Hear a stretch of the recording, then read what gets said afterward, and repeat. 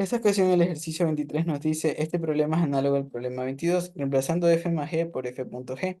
En este caso, la situación es mucho más compleja y el análisis requiere varias etapas.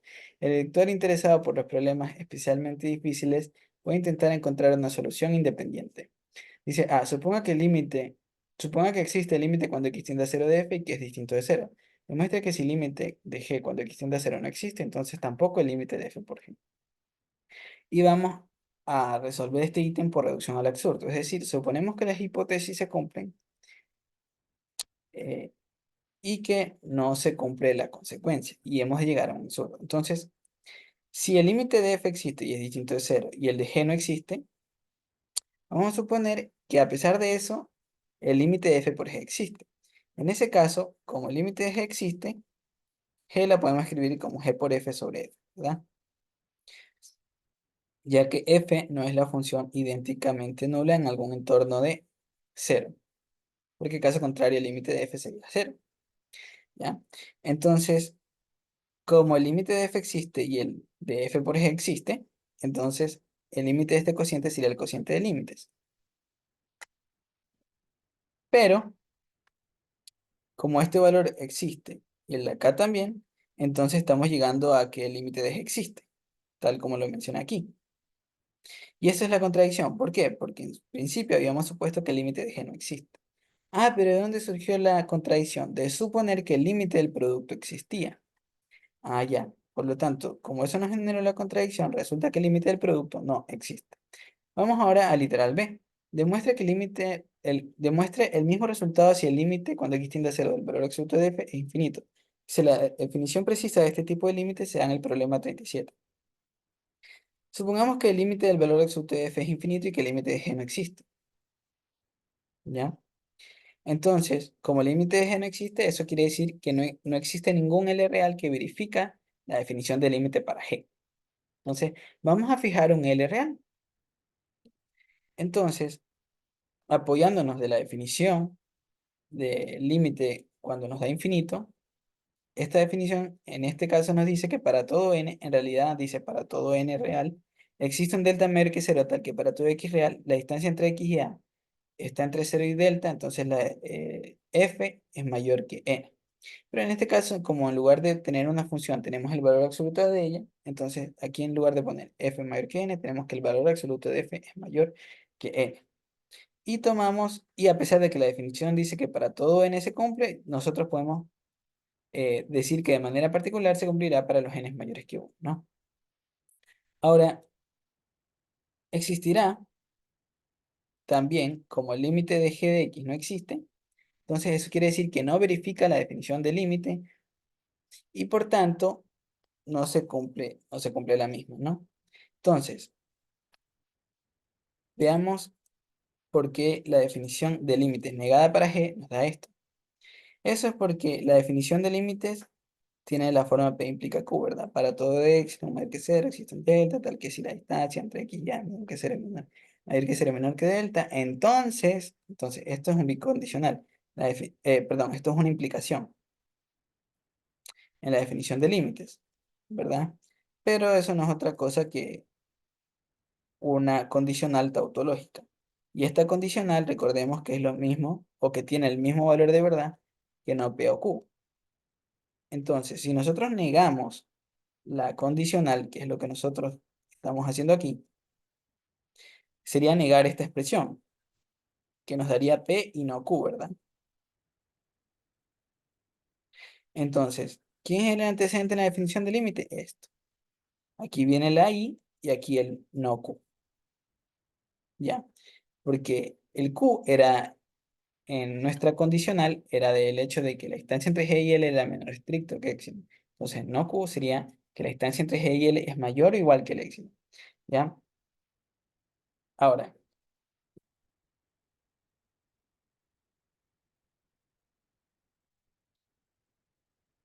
fijémonos que vamos a tomar epsilon fijo, valga la redundancia. Es decir, en principio sabemos que existe un epsilon que haga este trabajo, pero que exista un epsilon no quiere decir que sea el único, ¿verdad? Es más, si yo tomo un epsilon más chiquitito, o mejor dicho, si yo tomo un valor k más chiquito que epsilon, también va a ocurrir que la distancia entre G y L va a ser mayor o igual que K. Pero en este caso en particular vamos a elegir un epsilon fijo, es decir, tal como lo hicimos con L, que lo fijamos, va a ser un número real fijo que no se va a mover, así es, así mismo para epsilon, ¿ya? Entonces, como n es mayor que 1, epsilon sobre n es menor o igual que epsilon. De hecho, es menor estricto que epsilon, ¿ya? Porque si n es mayor que 1, 1 sobre n es menor que 1, y entonces epsilon es mayor que epsilon sobre n. De allí que esta parte implica la de acá, ¿ya? Y aquí sí corrijo esto porque en realidad no, esto de aquí no debí escribir para todo L perteneciente a los reales, ya que tal como lo mencioné arriba, ese L está siendo fijo. Y bueno, voy a tachar las partes de acá porque sé que aquí arrastré lo mismo. Pero no, recordemos que ese epsilon, perdón, que ese L está siendo fijo, al igual que el L, al igual que el epsilon, ¿no? Entonces, uy, lo escribí a la derecha, perdón.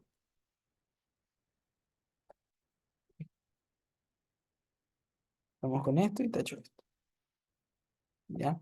Entonces, desglosando ese valor absoluto, eso sería que G menos L es mayor o igual que epsilon, o que G menos L es menor o igual que menos epsilon sobre n.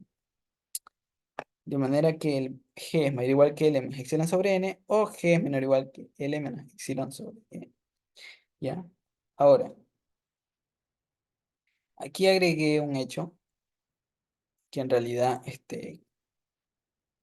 no lo demostré en esta diapositiva porque ya se me iba a hacer bastante largo. Y es el hecho de que si esto de arriba pasa, entonces el valor absoluto de G es mayor o igual que el mínimo de estos valores absolutos. Eso puede ser un ejercicio para el lector en este caso. Y esto pasa, ¿no? Esto en realidad sí pasa. Si G toma estos valores extremos, el valor absoluto es mayor o igual que el mínimo entre ellos. Ya, ahora, por uno y 2 aquí dije por uno y 2 tomando en cuenta esta como una y esto de acá como 2 resulta que el valor absoluto de f es mayor estricto que n y que el valor absoluto de g de x es menor que este mínimo, ¿verdad? Ya lo acabamos de ver. Ahora, el producto entonces, todas estas cantidades son positivas, ¿no? O cero en el peor de los casos. Pero en ese caso, tenemos entonces que, primero, este n, este sí sabemos que es positivo, y la expresión aquí de L más epsilon sobre n y L menos epsilon sobre n, sí, esta en efecto puede ser, no hemos demostrado que es positiva, que es mayor estricto que cero, pero sí sabemos que es mayor o igual que cero. Es decir, en el peor de los casos esto es cero porque es un mínimo de valores absolutos, ¿no? Entonces el producto de estas dos cantidades es mayor o igual que el producto de n con estos mínimos, ¿verdad? Pero como n es positivo, el n puede ingresar a la expresión de los mínimos, ¿ya? Entonces, el n, al ingresar a la expresión de los mínimos, nos queda el mínimo del valor absoluto del n más epsilon y el valor absoluto del n menos epsilon, ¿ya? Ahora fijémonos en lo siguiente. Recordemos que en la definición nosotros teníamos que para todo delta, porque habíamos negado la definición de límite, ya no es para todo epsilon existe un delta, ahora era para todo delta existe un epsilon. Entonces, para todo delta y para todo x real se cumple que x está entre, perdón, valor absoluto de x está entre 0 y delta, y esto de aquí arriba. Ahora, recordemos que este valor de L era fijo y el valor de epsilon también, pero el n lo podemos tomar tan grande como querramos. De hecho, el n nunca se fijó. Entonces, resulta entonces que como el producto de f con g es mayor o igual que esta expresión y el n lo puedo hacer tan grande como yo desee, entonces el producto de f con g es no acotado, ¿ya? Entonces, f no es acotada en ningún entorno de cero, ya que n puede hacerse tan grande como se desee y L y epsilon son fijos. ¿Y qué va a pasar? Bueno, vamos a recordar lo que decía el ejercicio 18. El ejercicio 18 decía que si el límite de una función existe, entonces la función estaba acotada en algún entorno del punto. Ah, ya, pero esta función resulta que estamos viendo que no es acotada en ningún entorno de cero. Por lo tanto, el límite de f por g no existe. ¿Ya? Por eso aquí le marco, por contrarrecíproca del ejercicio 18, resulta que el límite de f por g no existe. Ahora vamos con el literal C. Y se demuestra que si no se verifica ninguna de estas dos condiciones, entonces existe una función g tal que no existe el límite de g, pero sí que existe el límite de f por g. Ya, dice indicación, debe considerarse separadamente los dos casos siguientes. Uno, para algún epsilon mayor que cero, tenemos que el valor absoluto de f es mayor que epsilon para todos aquellos x suficientemente pequeños. Dos, para cada epsilon positivo existe x suficientemente pequeños con el valor absoluto de f menor estricto que epsilon. En el segundo caso debe comenzarse eligiendo puntos xn cuyo valor absoluto sea menor estricto que 1 sobre n y cuyo valor absoluto de f xn sea menor estricto que 1 sobre n. En este caso, bueno, vamos a resolver esto, pero en este caso sin tomar en cuenta la condición, ¿no? Porque si mal no recuerdo, también aquí en el ejercicio decía, el lector puede considerar hacer su propia demostración. Bueno, vamos a tratar de hacer esto eh, sin la indicación, ¿no? Ya, veamos. S- Si no se verifica ninguna de las dos condiciones, mm, retornemos a ver qué significaría eso, ¿no? La primera era que el límite de f existe y que es distinto de cero. Si no se cumple eso, es o que el límite no existe o que si existe es igual a cero. Entonces, en el primer caso de estudio sería que el límite es de f es cero. La segunda condición decía que el límite del valor absoluto de f es infinito. Entonces, su negación sería que no es infinito. Entonces, como no se cumple ninguna de las condiciones, sería juntar esto, ¿no? Límite cero y el límite no es infinito. En el primer caso, en uno de los casos. El otro caso sería si el límite de f no existe y el límite del valor absoluto de f no es infinito. Ya. En este primer caso, vamos a su vez a considerar el caso en el que f no es constante igual a cero para algún entorno de A. Y ya vamos a ver por qué hacemos esto. ¿Ya? Dado epsilon positivo fijo, es decir, ese epsilon no se va a mover a partir de aquí, existe un delta 1 positivo tal que para todo x real la distancia entre x y 0 está entre 0 y delta 1. Esto va a implicar que el valor absoluto de f es menor que epsilon. ¿Ya? ¿Por qué? Porque el límite de f es 0. Esta es la definición de este límite, ¿no? Ya, ok. Pero de ser así, el recíproco 1 sobre f de x es mayor que epsilon. ¿Ya? Ahora, aquí la primera razón por la cual puedo hacer este recíproco es porque f no es constante igual a cero en algún entorno de A. De manera que este cociente tiene sentido en algún entorno de A, porque f por esta condición, ¿no? Eh, ahora,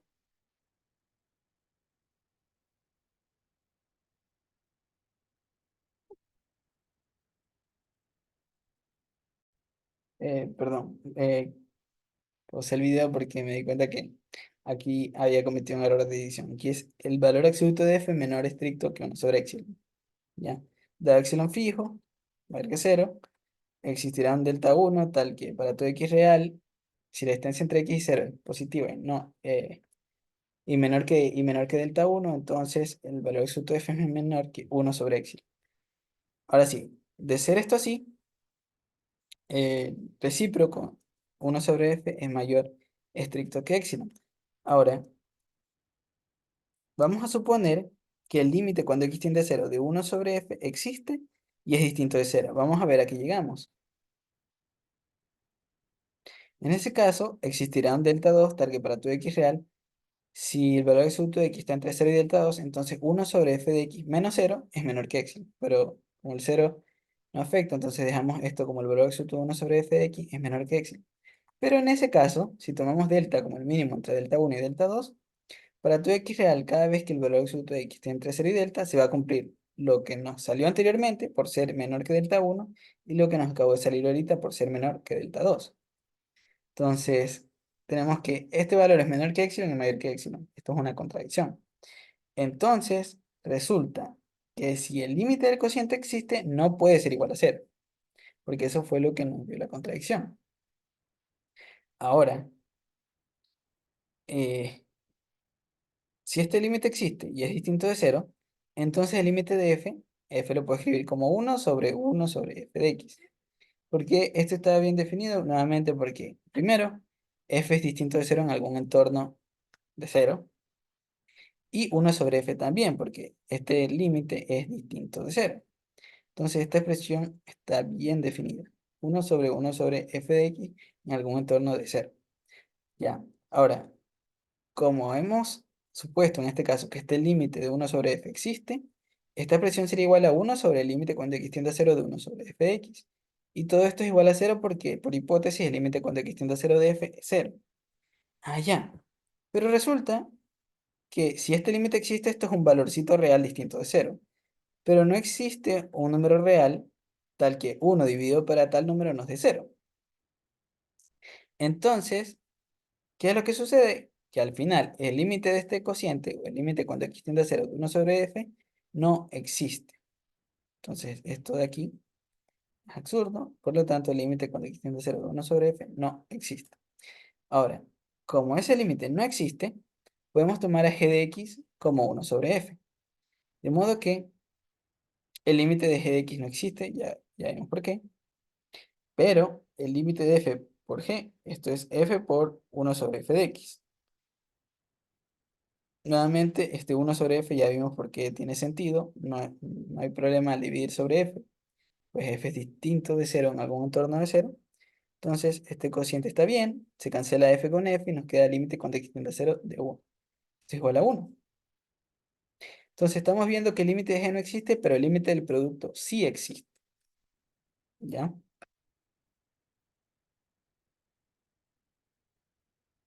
Nuevamente, aquí lo remarco, ¿no? Ya que f es distinto, esta expresión está totalmente bien definida, ya que f es distinto de cero para algún entorno de cero. Ahora vamos a suponer otro caso. ¿Qué pasa si f es cero? eh, si f es cero en algún entorno de cero, ¿ya? Si f es igual a la función constante nula en algún entorno de cero, vamos a tomar g de x como la función parte entera de x. ¿Qué va a pasar entonces? Que cada vez que el valor absoluto de x esté entre cero y delta, el valor absoluto de f será igual a cero, ¿no? Precisamente por esta condición, ¿ya? Pero en ese caso, el producto de f con el valor absoluto de g va a ser cero. Y al restarle cero, va a seguir siendo cero. Entonces, toda esta expresión en valor absoluto es cero, y eso es menor que epsilon para cualquier epsilon positivo que deseamos. ¿Y eso qué nos da a entender? ¿O qué demuestra? Demuestra que el límite de f por g existe y que además es cero. Aun cuando el límite cuando x tiende a cero de g no existe, porque es la función parte entera cuando x tiende a cero. Entonces, nuevamente, en este caso resulta que el límite del producto sigue existiendo. Vamos a otro caso. Si f es distinto de cero en, en el entorno derecho de cero, en algún entorno derecho de cero, e igual a cero en algún entorno izquierdo de cero, para algún delta positivo, entonces vamos a tomar g igual a uno sobre f. Y resulta que esta función va a estar definida únicamente donde f sea distinto a cero, es decir, en el entorno izquierdo o en el semi-entorno izquierdo de cero, ¿no? Y en ese caso, en ese semi-entorno, el límite cuando x tiende a cero de f por g sería el límite cuando x tiende a cero de f por uno sobre f, y eso es igual a 1. Entonces el límite de f por g existe y es igual a 1. Análogamente, si es que ahora f0 en la parte positiva, voy aquí, que olvido una rayita, y f distinto de cero en la parte negativa, ¿no? Es exactamente análogo, solamente que en este caso G no va a estar definida para el semientorno positivo, sino para el semientorno negativo. Ahora, entonces, en este caso también el límite del producto existe. Entonces, hemos visto que en cualquier caso, eh,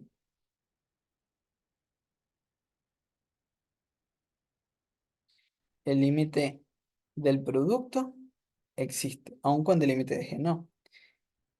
En cualquier caso, dentro del caso que estamos, que era el límite cuando x tiende a 0 de f es igual a 0. Ahora vamos con el otro caso. Perdón, aquí repetí nuevamente la pregunta, lo hice para tener en cuenta el ejercicio. Ya, el otro caso era si el límite de f no existe y el límite del valor absoluto de f no es infinito.